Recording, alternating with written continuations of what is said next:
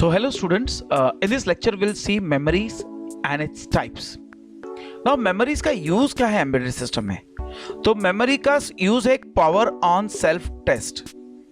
Okay, ये वो programme है जो मेमोरी में स्टोर होगा और जब एम्बेडेड सिस्टम स्टार्ट होगा तो इस प्रोग्राम के हिसाब से स्टार्ट होगा. It will check the complete embedded system और पता करेगा वो परफेक्ट है क्या नहीं, और परफेक्ट है तो फिर वो स्टार्ट हो जाएगा अपने फंक्शनिंग के लिए. So that is what is called as power on self test. Second function है मेमोरीज का इंटरमीडिएट रिजल्ट स्टोर करने के लिए, intermediate results. And third data store करने के लिए काम में आता है. अब ये डेटा कहां से आएगा? तो हमें डेटा सेंसर से भी मिल सकता है और हमें डेटा एक्चुएटर को भी देना है. फाइन. सो स्टूडेंट्स, अगर आपने सेंसर्स और एक्चुएटर्स के बारे में नहीं पढ़ा है तो please go and see those lectures on sensors and actuators. अब हम देखेंगे थोड़ा मेमोरीज को डिटेल में. So what is memory basically? So you can say memory is important part. Okay, what it is? Important part of the embedded system. And because of this important part the cost and the performance of the embedded systems okay change, और depending upon the memory the performance. ज़्यादा memory होगी तो performance अच्छी होगी, अब ज़्यादा memory है तो कॉस्ट भी बढ़ जाएगा. फाइन. तो मेमोरी के हिसाब से कॉस्ट एंड परफॉर्मेंस भी एम्बेडेड सिस्टम का चेंज होता है. Fine. So let's see different types of memories.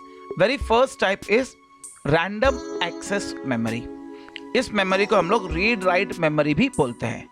Yes, read as well as write. मतलब अगर मुझे कहीं पे भी इंटरमीडिएट डेटा स्टोर करनी है, फाइन, या डेटा स्टोर करनी है तो मैं रैम को यूज कर सकता हूं. Okay, it is also called as random access memory. Random access का मतलब क्या होता है? Any location you can access, any location you can access.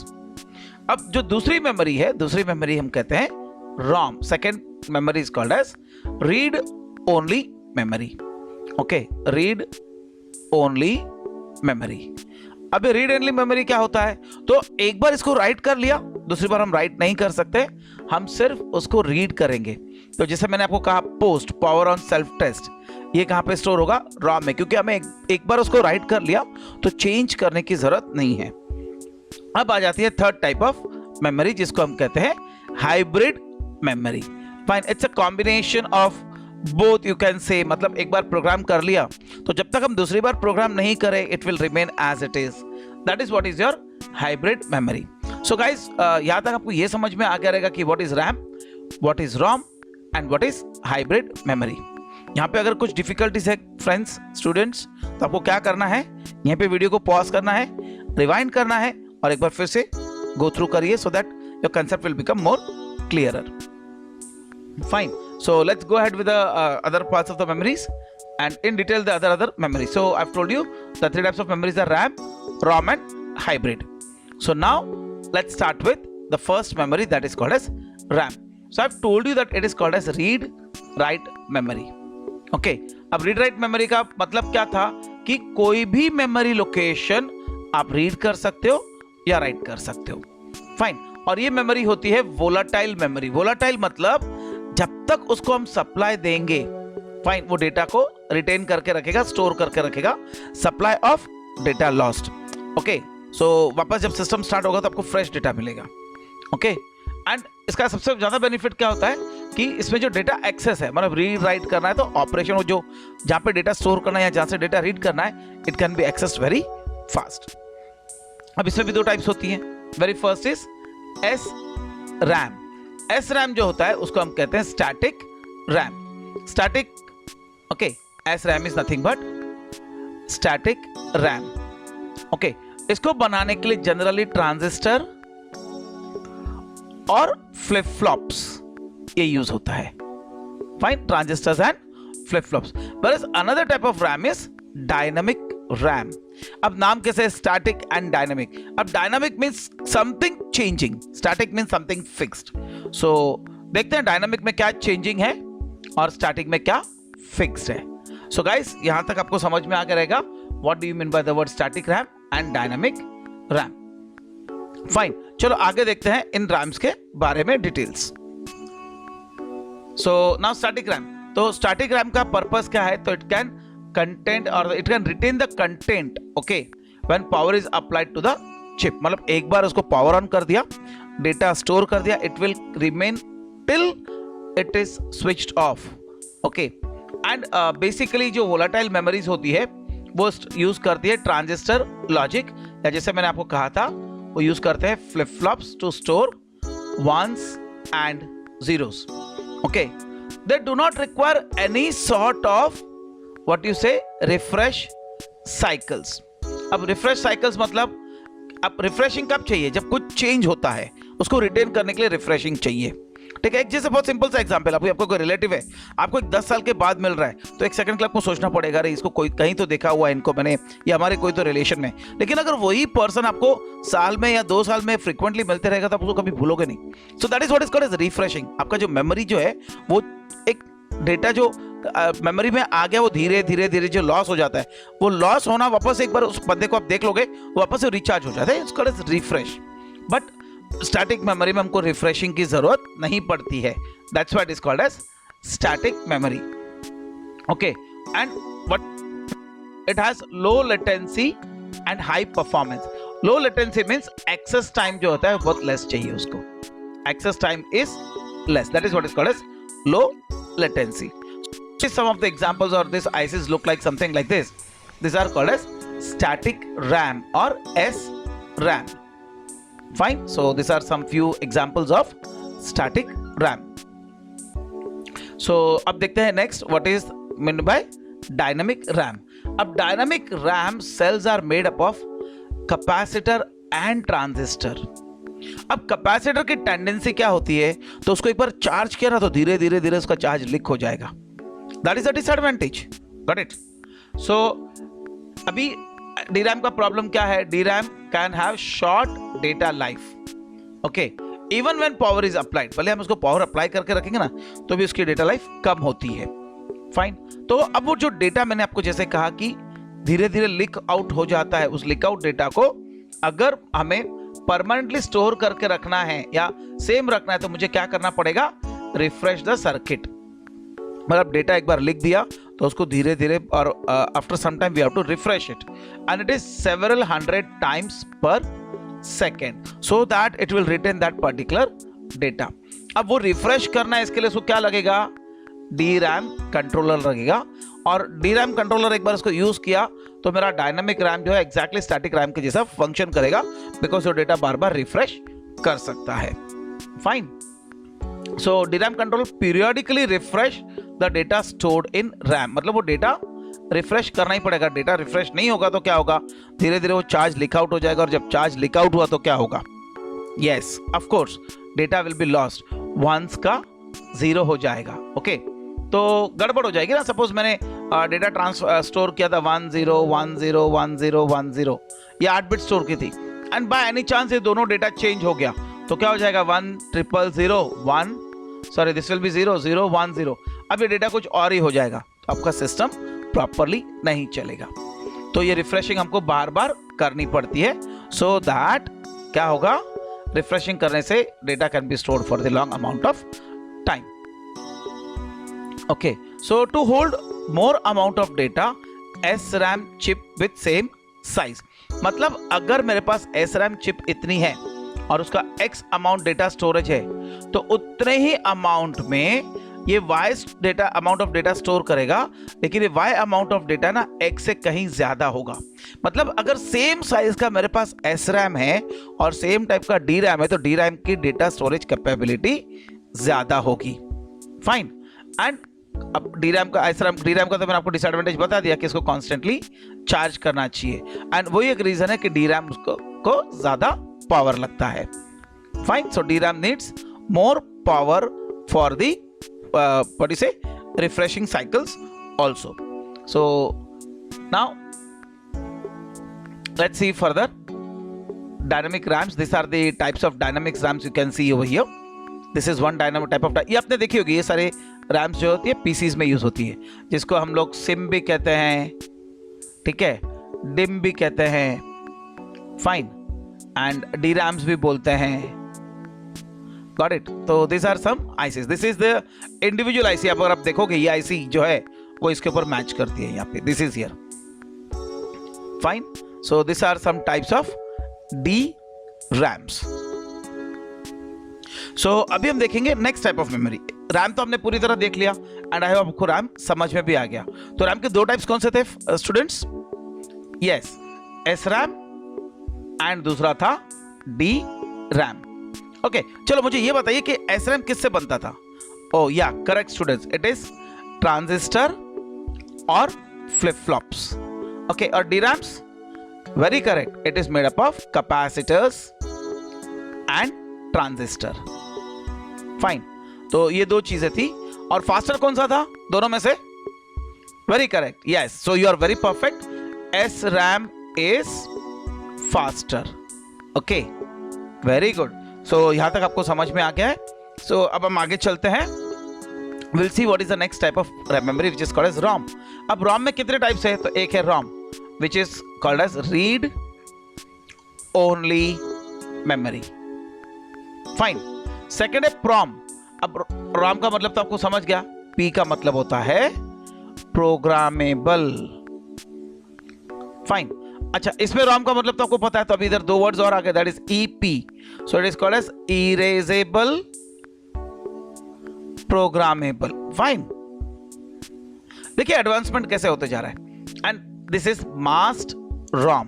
अब इसमें प्रोग्रामिंग जो होती है ऑलरेडी एक पर्टिकुलर वे से ही होती है, बट एक बार अगर ये प्रोग्राम हो गया, वेदर इज मास्क्ड ROM और PROM, एक बार अगर प्रोग्राम हो गया तो ROM जैसे ही है, बार बार उसको प्रोग्राम नहीं कर सकते।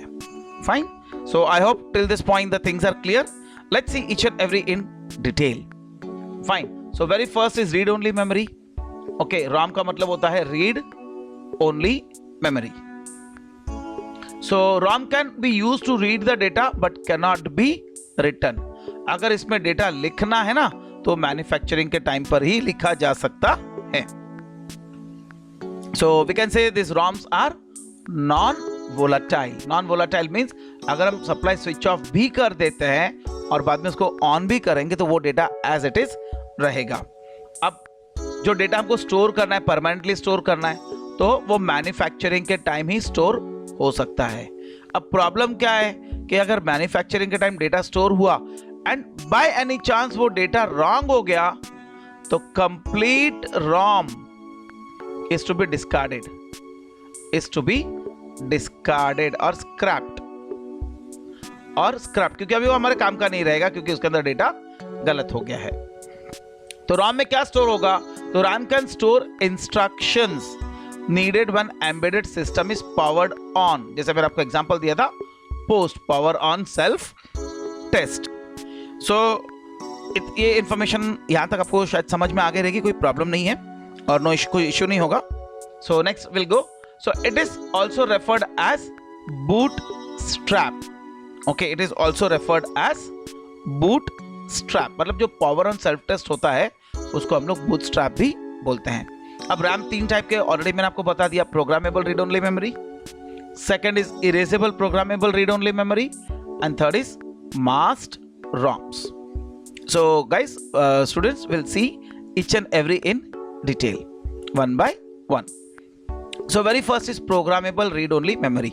मतलब we can modify once. Okay, so this memories can be modified by the user only once. Okay, तो हमको क्या करना है? We have to buy the blank prompts. Okay, जो भी हमें कंटेंट उसमें लिखने हैं, ओके, तो उसके अंदर हम वो कंटेंट स्टोर कर सकते हैं with the help of programmer. Fine.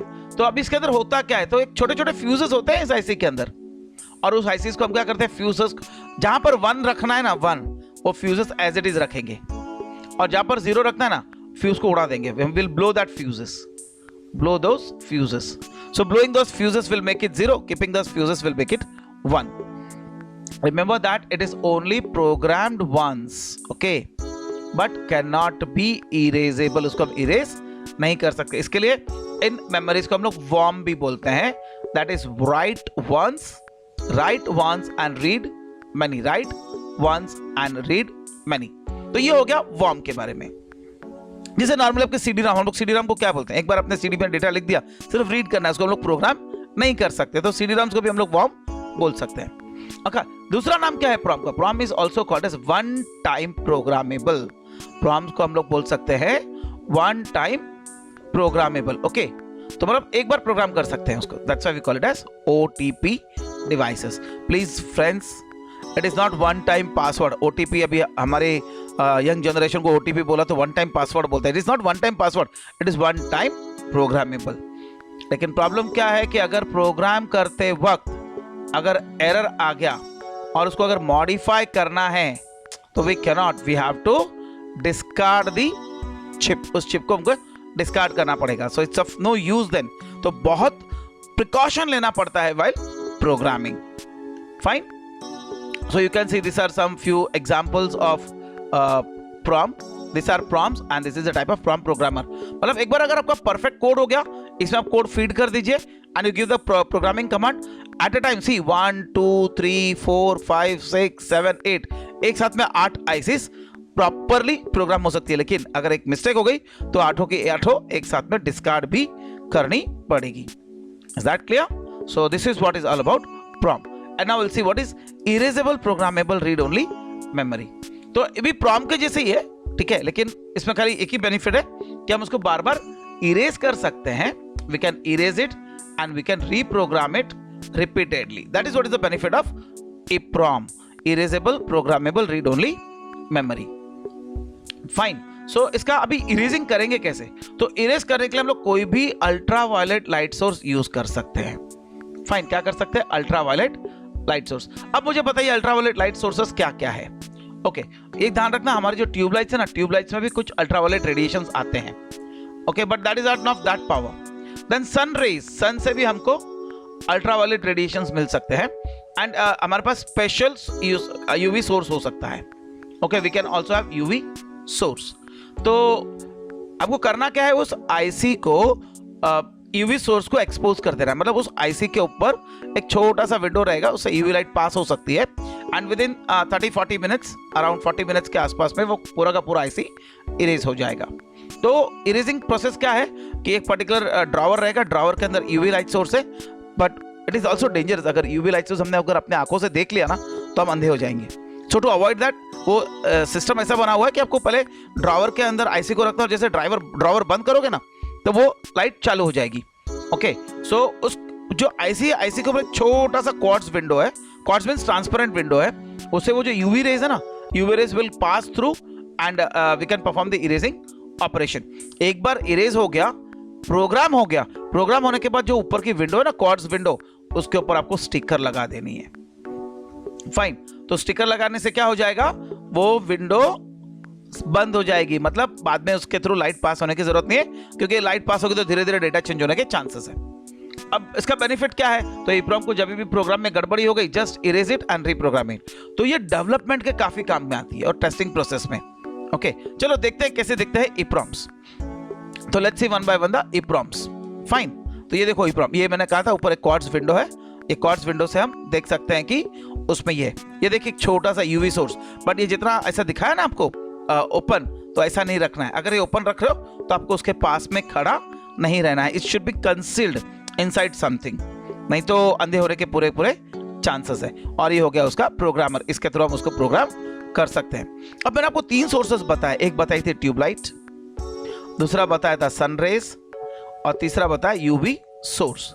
You know, tube light से अगर मैं इस आईसी को इरेज करने की कोशिश करूंगा ना तो एटलीस्ट वो 3 साल लगाएगा, 3 years। Sun rays at least 7 days and UV source 40 minutes as I have told you. So हमें बार बार उसका यूवी सोर्स ही यूज करना है। बट यूवी सोर्स का एक डिसएडवांटेज है कि बाय चांस अगर आपने अपने नेकेड आंखों से देख लिया ना उसे, तो आप अंधे हो जाओगे। So you have to be very cautious. Okay, the next type of this PROM is, or ROM is, so it is hardwired memory. So it is also called as masked ROM. So it contains pre-programmed set of instructions, data, and it cannot be modified or changed. The content in the ROM, ROM has been specified before the production of chip. The main advantage of masked ROM is low cost of production.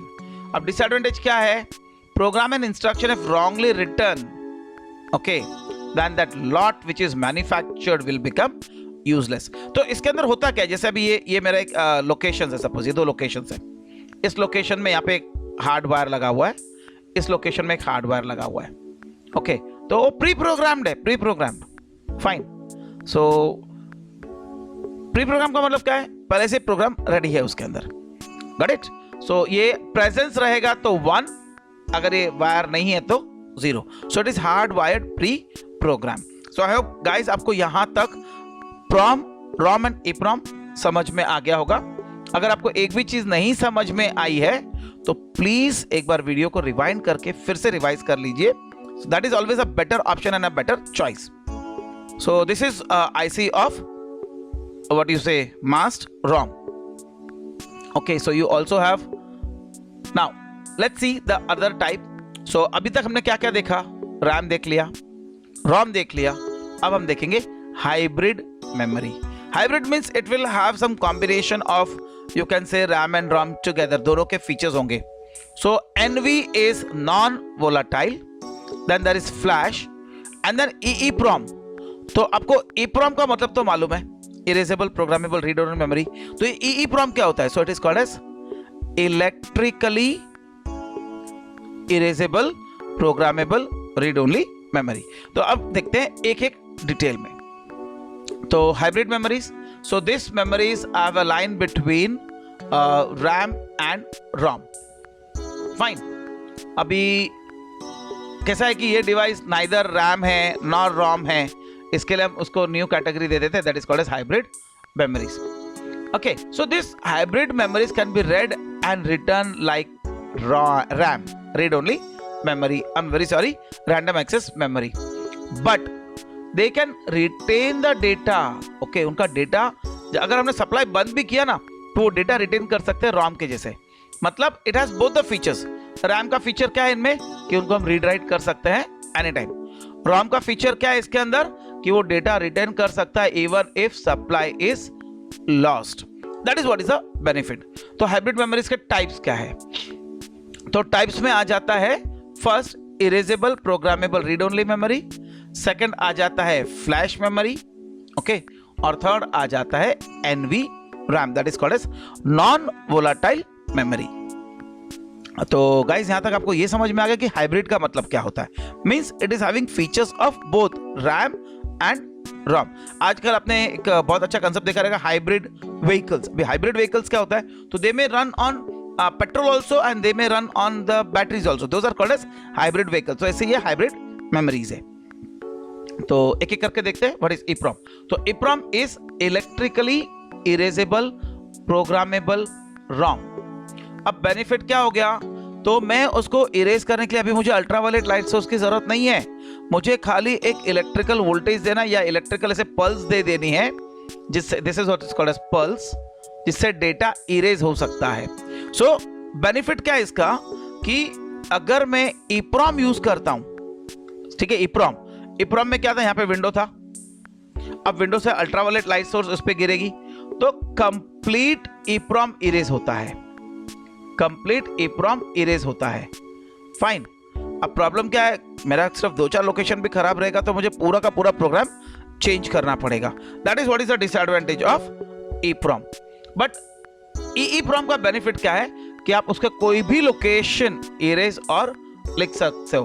तो you can write any byte of the EEPROM can be erased और rewritten, fine. So EEPROM can be erased and programmed in small chunks और complete, मतलब आप जितना चाहिए उतना भी erase कर सकते हो या पूरा का पूरा भी इरेज कर सकते हो। एंड सबसे बड़ी बात क्या है मालूम है?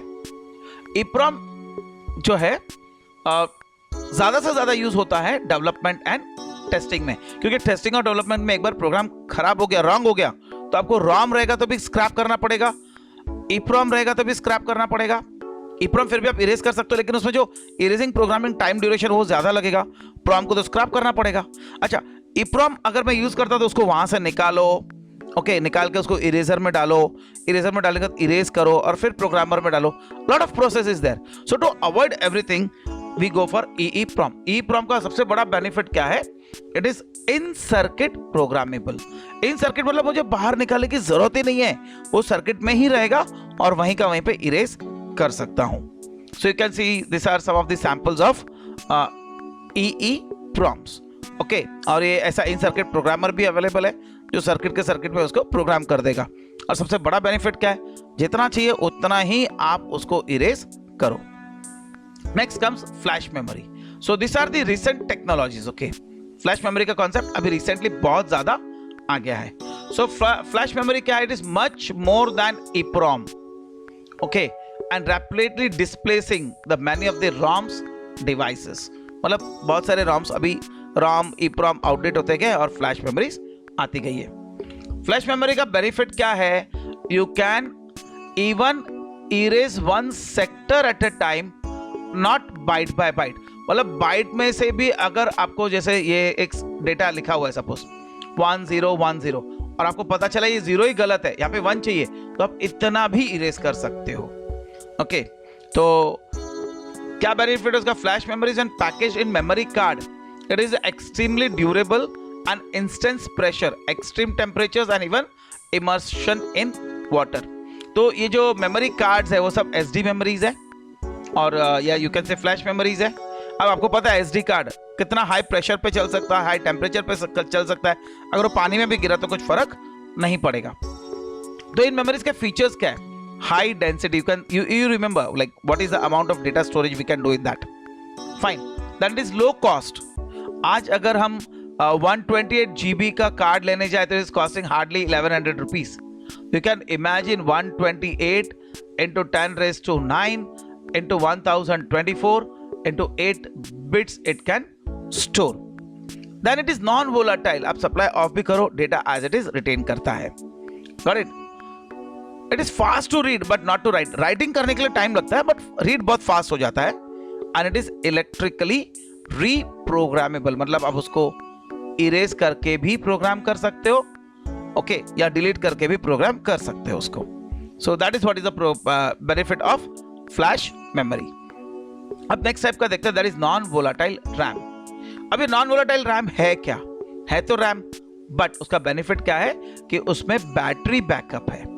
अब बैटरी बैकअप होने की वजह से क्या हुआ?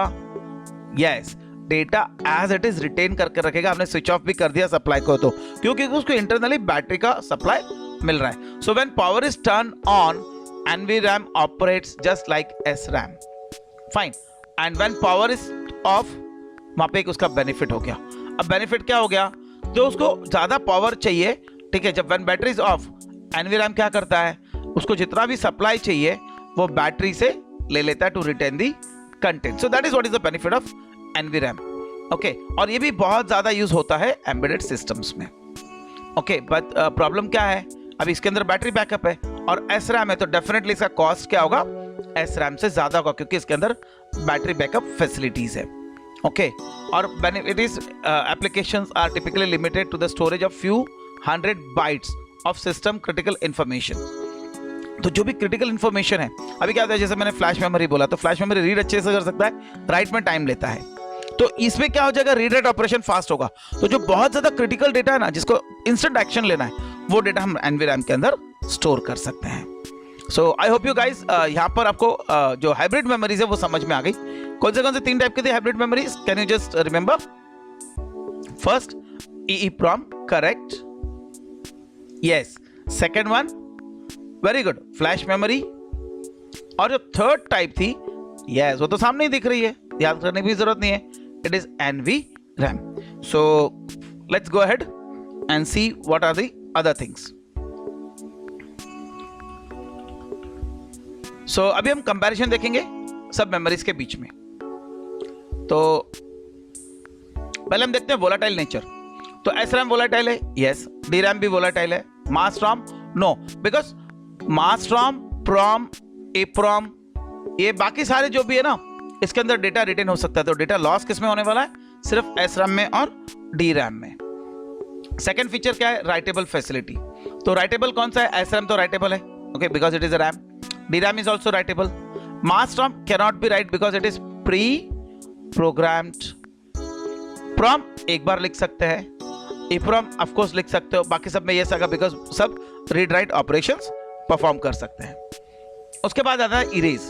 तो SRAM में हम बाइट बाय बाइट इरेज कर सकते हैं, मास्क को इरेज नहीं कर सकते हैं, प्रॉम को इरेज नहीं कर सकते हैं। EEPROM पूरी बाइट पूरी IC इरेज हो जाएगी, फाइन। और उसके बाद जो EEPROM है वो byte by byte, flash, sector और NVRAM बाइट बाय बाइट। तो इस तरह से हमको उसको इरेज कर सकते हैं। अब आ जाता है मैक्सिमम इरेज। SRAM और DRAM में अनलिमिटेड है, मास्क ROMs और प्रॉम्स के लिए एप्लीकेबल नहीं क्योंकि हम उसको तो इरेज ही नहीं कर सकते। बाकी जो ये EEPROM है, EEPROM में और फ्लैश मेमोरी में लिमिटेड है, मतलब आप लिमिटेड टाइम ही इसको इरेज कर सकते हो, उसके बाद वो खराब हो जाएगा। बट NVRAM में again it is unlimited, why? Because NVRAM is also a type of SRAM। चलो नेक्स्ट पॉइंट देखते हैं। नेक्स्ट पॉइंट क्या है? Cost per bite. तो SRAM काफी कॉस्टली है बिकॉज उसके अंदर डेटा बहुत कम स्टोर होगा। तो जब SRAM कॉस्टली है तो डेफिनेटली NVRAM भी कॉस्टली होगा, ठीक है। DRAM चीपर है क्योंकि DRAM में मैंने आपको कहा था कि सेम साइज ऑफ SRAM और सेम टाइप ऑफ DRAM लो तो DRAM में ज्यादा डेटा स्टोर हो सकता है, fine. Mask ROM inexpensive because it is preprogram, whereas जो भी प्रोग्रामेबल डिवाइस है उस पर ये काम हो जाता है और ये पैरामीटर हो जाता है मॉडरेट, बिकॉज डेटा जो कॉस्ट है that will be moderate. EEPROM will be expensive because it is in circuit programmable. Okay, flash memory again it is moderate. उसके बाद आ जाती है स्पीड। तो स्पीड जो है ऑफ कोर्स SRAM की फास्ट होगी बिकॉज वो ट्रांजिस्टर यूज करता है, fine. DRAMs moderate because they are using capacitors. Mask again it is fast because there are also some technology like that only. अब EEPROM में क्या है? Fast to read but slow to erase and write, okay. Same with flash, fast to read, slow to erase and write. But NVRAM again same होगा because it is same as what it is? It is same as SRAM. So that is what is the benefit. So students, I think आपको यहाँ तक समझ में आ गया है कि what are the different types of memories, what are the purpose of the memories, and आपको जो application बना रहे हो उस application के हिसाब से आपको memory select करनी है. So guys, have a nice time and I hope you might have enjoyed the lecture. Thank you very much. Take care.